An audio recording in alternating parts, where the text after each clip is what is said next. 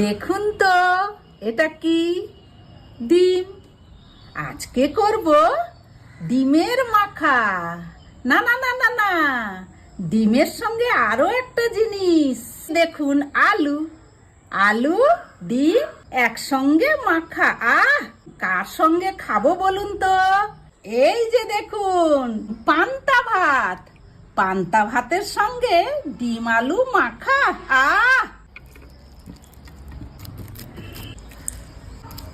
ডিমটা আমি বেশি মাখাবো না, প্লেন করে একটু ছোট ছোট রাখবো। পেঁয়াজ কুচি দিলাম, লঙ্কা কুচি দিলাম, নুন দিয়ে দিচ্ছি, সরষার তেল দিয়ে দিলাম।